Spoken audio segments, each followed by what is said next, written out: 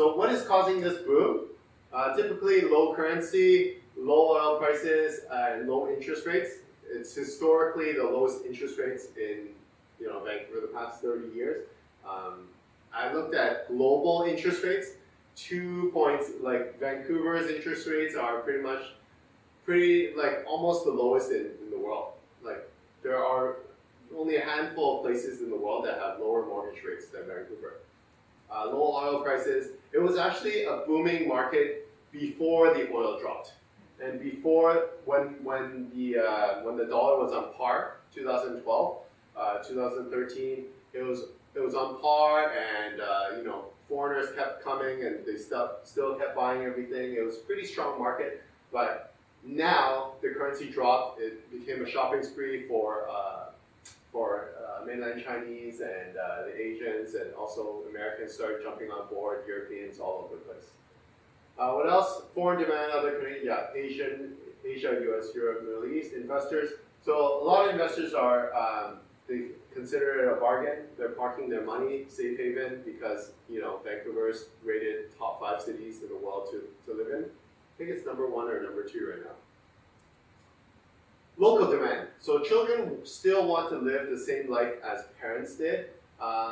So a lot of them, they're being forced to buy condos, but a lot of them, because the home prices have increased to a certain degree, what was considered a poor neighborhood as East Vancouver. About 10 years ago, East Vancouver was considered a poor neighborhood, and people with lower income jobs, they all of a sudden became millionaires when their houses became $1 million. All of a sudden, they had equity to give to their children to buy properties. So you're competing against local people who want to live the same lives as their parents and buy houses.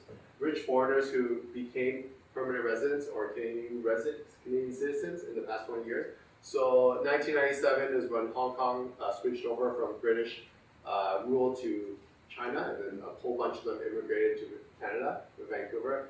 And then in the early 2000s, like the mainland Chinese as well as the Taiwanese started coming over. So it's not the mainland Chinese, it's the local mainland Chinese, or the local Hong Kong Chinese, local Taiwanese that are super rich, and they're buying a lot of property as well. Low supply, sellers are hesitant to sell because the market keeps rising. So a lot of them, I talk to them, they say that, well, if I hold out for a couple more months, it'll be worth a lot more. Especially with the things that's going on in the news about assignments, and they want to sell at the top, but they don't really know when the top is.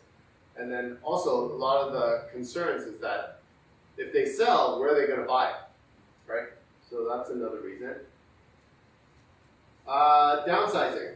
Like I said, a lot of seniors who were once living in the richer areas of Vancouver, they were paying low property taxes, but then when their houses started skyrocketing to $4, $5, $6 million, they all of a sudden had to pay like $20,000, $30,000 property taxes.